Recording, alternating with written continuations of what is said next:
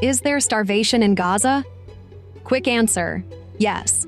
So how did it get to this point?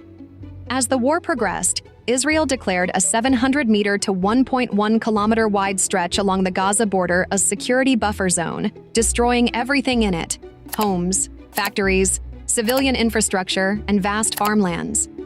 And then there was this area, containing the majority of Gaza's agricultural land.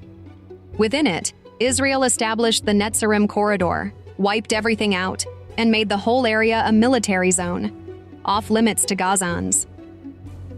Today, only 4.6% of cropland is available for cultivation in Gaza, according to the UN. In other words, Gaza can no longer feed itself. Therefore, constant aid deliveries and proper distribution are essential. But for the past 3 months, Israel has closed the crossings, leaving Gazans condemned to hunger. Meanwhile, aid trucks on the Egyptian side of the Rafah crossing are waiting to enter. Israel says it will not allow the trucks unless Hamas release the hostages. It also claims that Hamas loot the aid trucks and sell the goods, making profit. International humanitarian and human rights organizations have described this as the weaponization of hunger, and they condemn it. Israel, however, claimed that 25,000 aid trucks entered Gaza during the ceasefire, supposedly enough to feed the entire population, and that there is no starvation in Gaza. You didn't have mass starvation at all. In fact, I'll give you one simple indication of that. We take thousands of prisoners.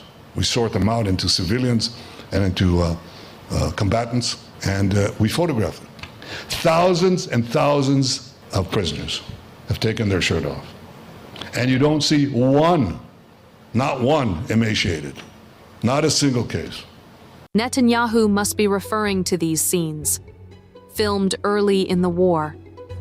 It was later revealed that the men stripped down to their underwear were not Hamas fighters, but civilians, complying with Israeli orders to gather in the town square.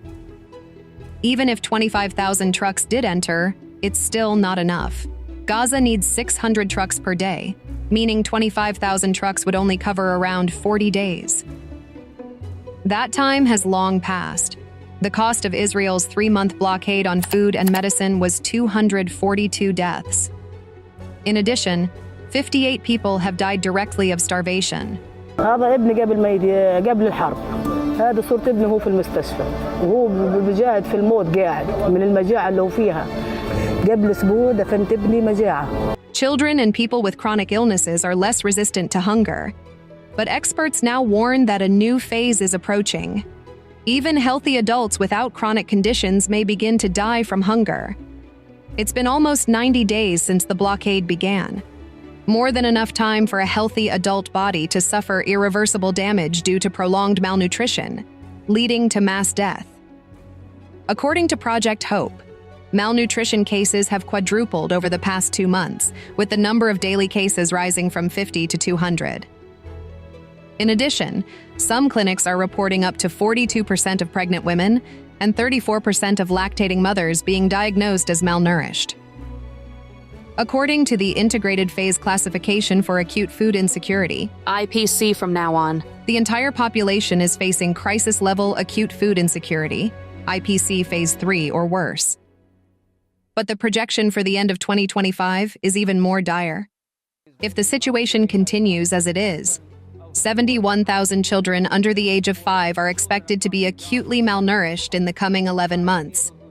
This projection was misleadingly used in headlines, suggesting the crisis is imminent, when in fact, the data showed that if aid doesn't arrive, infant deaths would begin by the end of this year. Images of children on the verge of death from starvation have triggered global outrage, further damaging Israel's already battered international image and putting its closest ally, the United States, in a difficult position. As pressure mounted, on May 19th, Israel announced it would authorize limited entry. The crossings were opened. According to the UN, around 90 to 100 trucks entered. This is how they were received.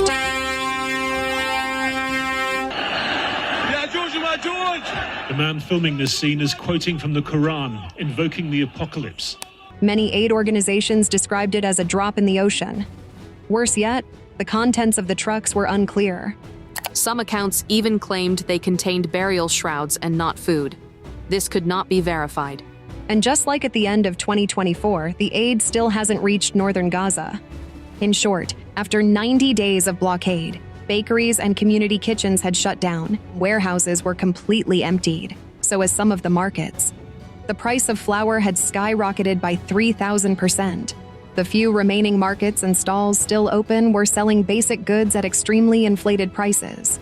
Most Palestinians couldn't afford them anyway, since cash access was severely limited. Those with no money were scavenging through garbage to find something to sell in order to buy food. But according to reports, even valuable garbage was running out in Gaza, and the risk of mass death from starvation in Gaza remained dangerously high.